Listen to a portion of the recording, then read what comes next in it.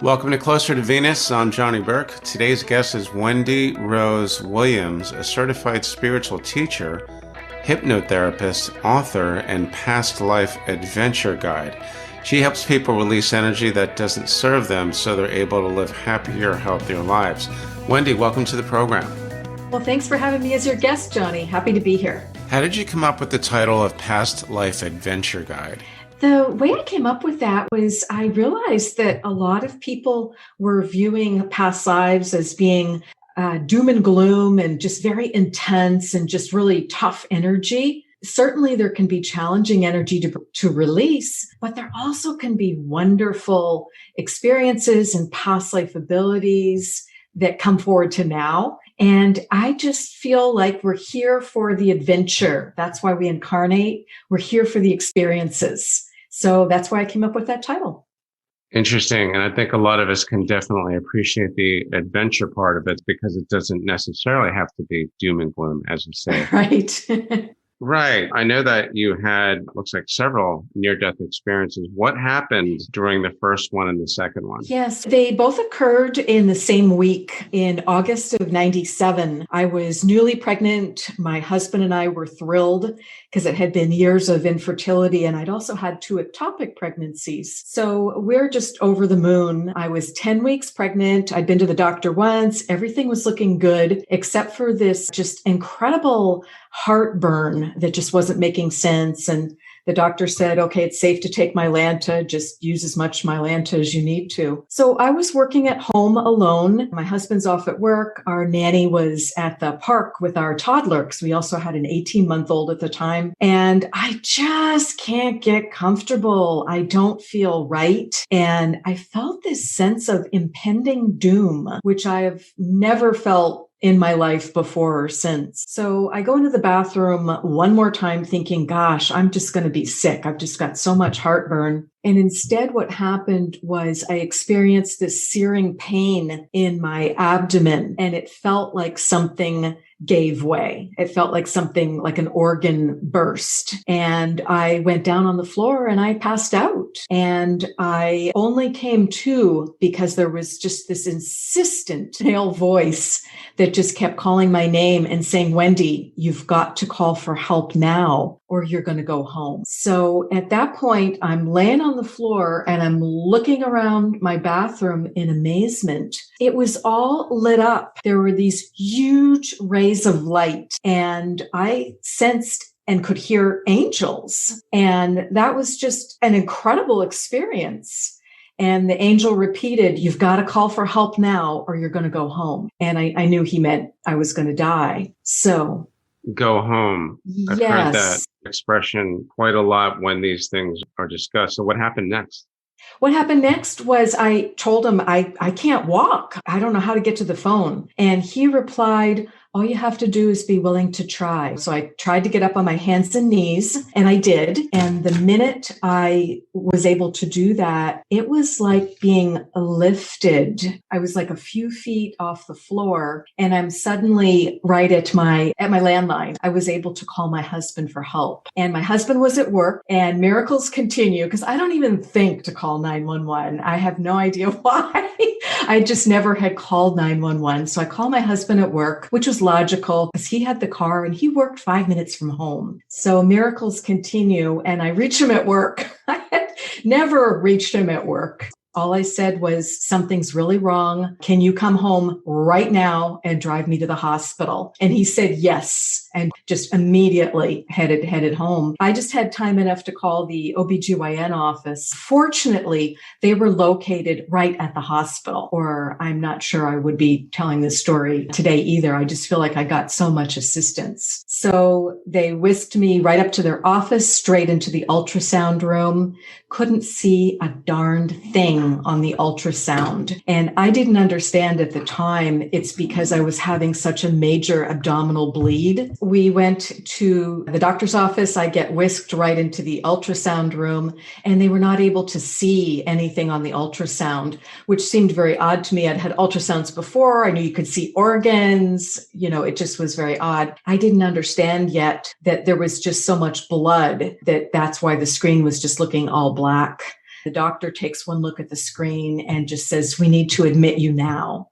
So we're going to take you up on the floors and admit you into the hospital because there's some sort of major abdominal bleed going on. And at this point, my abdomen is just distending and getting bigger and bigger. I mean, you can visually see it, which is really strange because, 10 weeks pregnant, there's no belly going on yet. At what point then during this experience did you go out? And then once you reached that point when, left your body, what was it like then? Yeah, what it was like then, I get admitted to the hospital. They start to try and transfuse blood. And when I really went out of body was several days later because I was in the hospital for about a week. And we didn't do surgery until about day 3 or 4 because we were hoping that there'd be enough transfusions that whatever was going on, because they didn't know what had burst. They didn't know what was causing this bleed. So we agreed to do surgery because my hematocrit is just going down and down and down every day as they're drawing my blood and testing my blood. So once I've agreed to the surgery, and I know it's going to be the next morning, first thing, I'm trying to visualize a positive outcome. I'm trying to visualize a successful surgery. And the minute I do that, I pop out of my body. I just leave my body. And I'm looking back down at myself on the bed going, oh my gosh, she is in really bad shape. She's just whiter than the sheets. But it felt so fantastic out of my body. And because I wasn't in pain anymore, I wasn't worried anymore. It just felt fantastic. So I keep rising on up and I go through the ceiling of the hospital room. And the minute I do, I can see this white light of home up above me. I do remember thinking, oh gosh, don't make me walk down a long tunnel.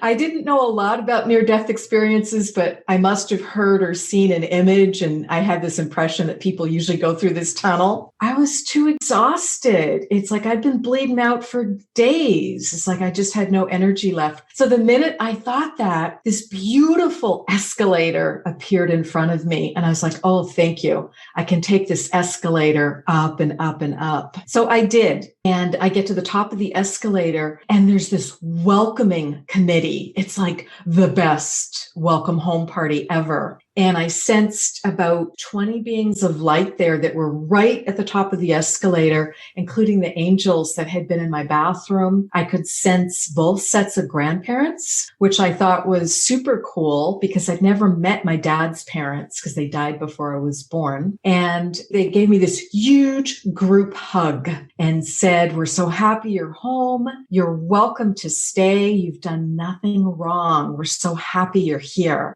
But you need to know that if you choose to take one more step here at home, you're not going to be able to go back to your body. I'm thinking of the escalator. I can't help but think of an escalator in like a mall like Macy's or... It looked like a shopping mall or airport escalator, but there was no one on it but me. And it was perfectly clean. Have you ever seen a clean escalator?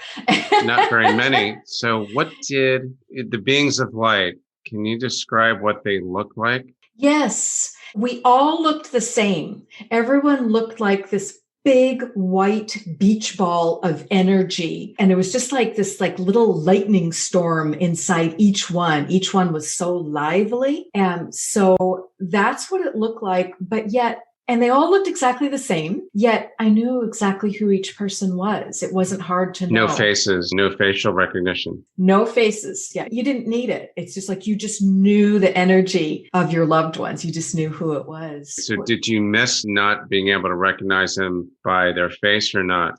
Not needed. And I loved that point because when you think about that, it's like we're all exactly the same. Why do we have these artificial divisions around culture and race and gender? We're all exactly the same. Well, that lends itself to the theory of oneness. It sure does. Probably too big of a subject for today, but it's something that is all pervasive and comes up again and again. So I imagine this type of experience, did that have a pretty big impact on you believing in reincarnation and past lives, or were you already there?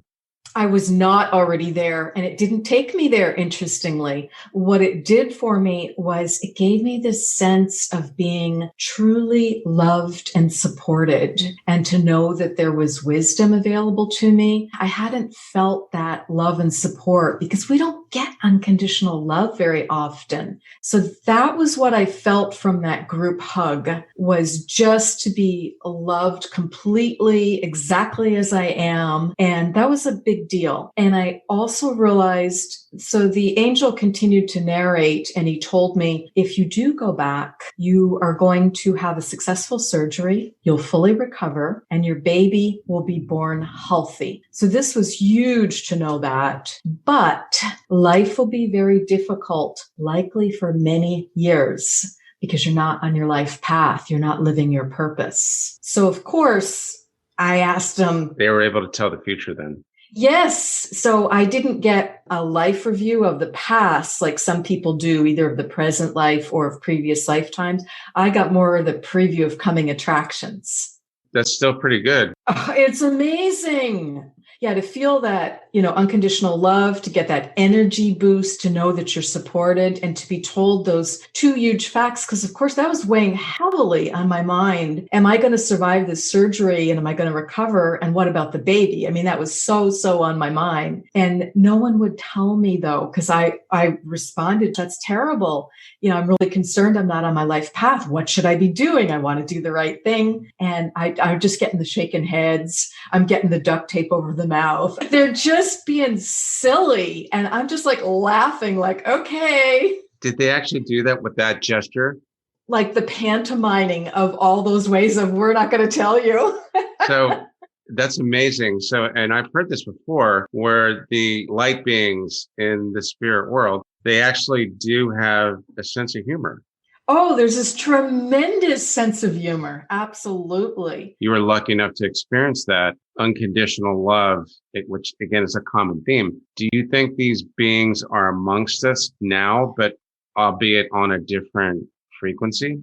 Absolutely. I think we all have guides and guardian angels. I mean, I sure prove that point, quite literally. And I think they're around us, and we just need to learn how to clear our energy and listen. We need to just meditate or be quiet for a few minutes as you're falling asleep at bed, or just take a walk, whatever it might be, to just get our left brain, get our ego to calm down. And then I feel like we can tap into that wisdom and that gentle, loving guidance around us. I just think that experiences like these are critically important for a lot of us to discover what really happens when we die. Many of my colleagues and peers believe that we don't die, we just keep going. Did you get that impression?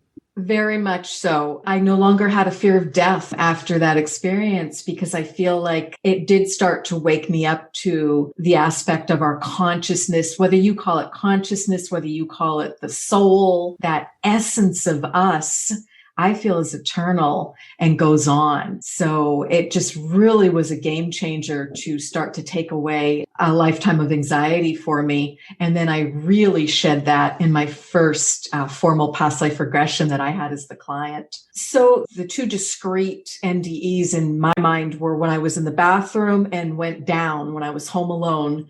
And then that night before the surgery in the hospital, when I went up to the light via the shopping mall escalator.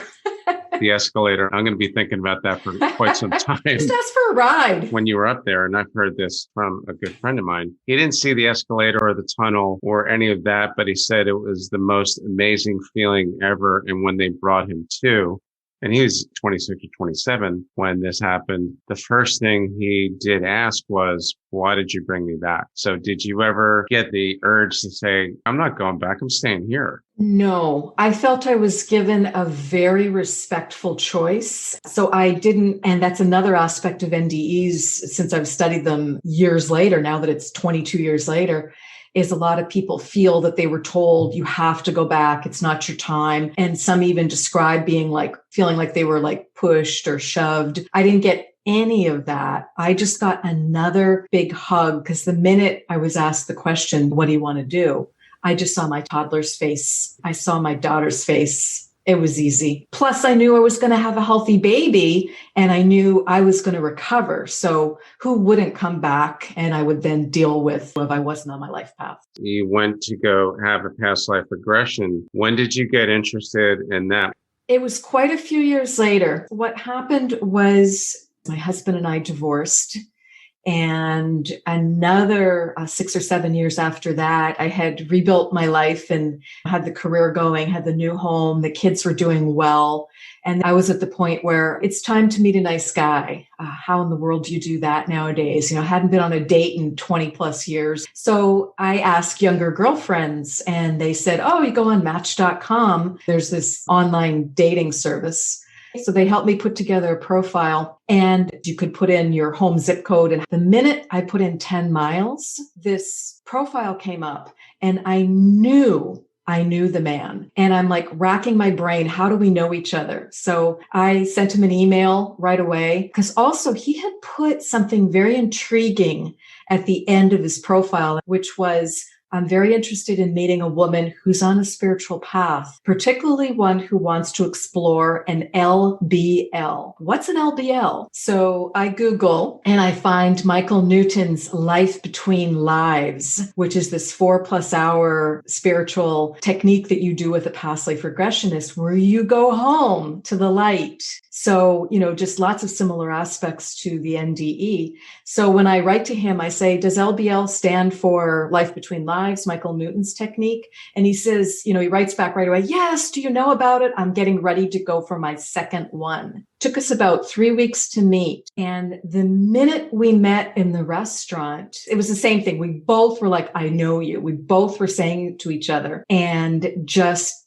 could not look away. So that lunch turns into 3 hours. And what we realized was we knew each other from past lives. And that's when it started to come in for me. And that's when I also really learned the concept of soulmates and of soul contracts. I believe we can make agreements before we incarnate, that there's things we're going to experience together. That's what I've been told several times. So did you do the past life regression first, or did you do that and then do the Life Between Lives? You have to do a past life regression first because you have to learn how to really relax and trust that process. It helps if you know how to meditate or if you know how to move gently into that altered state. I did a past life regression about a year after I met him. He found the regressionist for me and drove me to my session in downtown Seattle. And then I went back a year later and had my own first Life Between Lives. And both were so helpful and so life-changing that the next year I had two, and those were with a Newton therapist. The next year I had 2 sessions with a quantum healing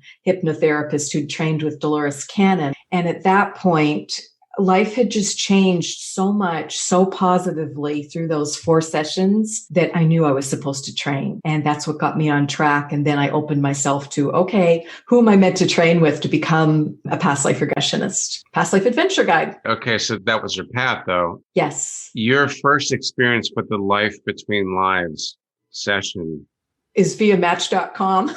That's incredible. It's hysterical. The session itself, though, what was that like? Because from what I've been told, you go literally in between lives and you learn about things like soul contracts and so on. So can you tell us a little bit about that? I'd spoken with the hypnotherapist on the phone. I loved her voice, her energy. I'd gone carefully through her website and read as much as I could to prepare. And what she'd said to me was, we don't know how you're going to do. We never know. You just have to be willing to, understand you're going to get what you need, which doesn't always match what we want. I insisted that I wanted to record it on my phone. I'd never recorded anything on my phone before, but she was very gracious and she said, sure. I had a tremendous experience. She took me gently back to several scenes earlier in this lifetime. We did a lot of breathing exercises at the beginning, just getting me to kind of calm down and visualize. And we visualized some nice things like visualize your favorite place to go, kind of creating a safe space for yourself, and just did different things like that. that. And then she took me back to when I was, just go back to something. What do you remember when you were 12 years old? And then we went back to when I was a preschooler. And then she suggested I go back to when I was in the womb. And my brain tried to like kick in and go, I can't remember that far back. But, and I just was truthful. I would just tell her, not believing it, not buying it. Or I would just tell her the fire engine outside, the window that I could hear. I'm just like all rattled now. I need to relax again. You just have to be speaking with your therapist. And then we cleaned up some tremendous stuff from when I was 12 and when I was a preschooler. And then she suggested, after I was in the womb, she suggested I go back earlier in time to a past life that would be important for me to learn about, that would help my life now. And I immediately went back to one and I was like, whoa. At first I felt a little disoriented. I felt a little scared because I knew I was out of my body and I didn't quite know. And she asked me to look at my body and describe it, and I couldn't. So she turned it around and just said, you can do this. You're fine. Take a big breath. What can you see? Or what do you hear? Or what do you know or sense? And then I could tell her, because I could see this bicycle like in the intersection that was on its side and that the wheel was spinning. And from there, I was able to describe it. So I actually described 2 past lives. And then she just gently, brought me out like 15 minutes before the end of the 2 hours. And we debriefed and talked about it. I just felt like the weight of the world was off my shoulders, because at that point, it was no longer theory. It was now my reality. Guess what? You don't have to be a perfectionist. You've got another shot. You can do it again and do it better. And the weight of the world and that anxiety came off me. The 2 past lives, were you able to pinpoint what time period? Yes. I was not fully at the time. The first one was a young woman in a market in London. And I had an interesting experience where I was just out shopping for pleasure. I was wealthy in a nice family. And I saw this disheveled looking man kind of furtively steal some food. And he's going to get caught because the merchant, calls for a bobby. And this poor guy's got bad luck because there's a policeman right nearby. And I had a feeling I knew the man, that he lived a couple streets over from us. And I knew he was out of work. I knew he had a family. I knew his wife was sick. So I went totally against my upbringing, which was always, tell the truth. You do what a policeman tells you. I think my father was a banker. So the bobby saw me because I was nearest and said, hey, where'd he go? You must have seen the man. Where'd he go? And I outright lied. I sent him totally the wrong direction. So was this like 19th century? I'd say late 1700s. Felt oh, like. Really? Yeah. You're going back a ways. What about the other one? The second life was even more surprising to me because I landed more easily because I'd already done it once and starting to, learn. But I looked down and I was like, oh my God, this is weird, because I'm in a male body. So that threw me off for a minute. And I was like, well, of course, we don't always reincarnate as one gender, but it just took me aback because I wasn't used to being a male. And I could really feel that young male body. And I wasn't looking at it. My point of view was I was in that body. And not a good surprise, I'm chained to the wall in a prison. So I'm in bad shape. And I know I've been there quite a while because I'm just super hungry, in bad shape. Clothes are really raggy, really cold, pretty miserable. And my hair was really long and I knew it was just very outgrown. So I got the story of that lifetime and why I was put in prison. It was Spanish Inquisition. I just couldn't stand those books being put, and I didn't think anybody saw me. I waited till I thought everyone was gone before I tried to pull some of those books out from the fire. But I did get out of prison and I did recover my health. I also took back up with my habits more discreetly. So this is during the Spanish Inquisition. During the Spanish Inquisition, yeah. And since then, you've been able to discover even more past lives of your own. Was that through therapy or did you do that through meditation? How did that happen? The first ones came via past life regression, doing formal sessions, because I didn't yet know how to meditate. And that's where they started to come in. And then I learned to meditate. And then just because it so is part of my life purpose and is part of my career and what I do for a living and for enjoyment in so many ways, I've got now conscious recall of, I don't even count them anymore. I'm over 100, which is unusual. So they came in a variety of ways, different, some psychic readers, some Reiki masters. I was waiting for the gentleman who bags my groceries to tell me about my past life. It had gotten to that point where there was such a bolus of them came in. There just were so many, particularly in the years 2013 and 2014. I felt really swept away because you got to keep your feet on the ground. You got to be here now. And there was just so much of it. They were coming in dreams. They were coming in spontaneous recall. They were starting to come through auto writing because I would meditate and then just write a question that I couldn't figure out before I meditated. And then I would auto write an answer from my guides. TV shows, movies would trigger me and I'd be back in another past life. So it really was a lot. Like I said, you got to keep grounded and clear your energy. I've heard about discovering past lives through therapy, meditation, and dreams, but not instant recall. Spontaneous recall is a big deal, and it can be really intense. For a time period, I had like a loose elastic around my left wrist. And when I was just like getting triggered too much and getting back, and it's like, nope. We got to be focusing right now. We need to work on that another time. This is not the time when I'm driving or when I need to be focusing on work or, whatever else. Because some of them came in while I was driving. Because if you really know the road and, you're relaxing and there's not traffic around you, you can absolutely go into that wonderful hypnotic state. And all of a sudden you're like, oh, wow, I'm like 2 minutes from home. How'd I get here? I don't remember the last 15 minutes. Probably happens a lot more than we think.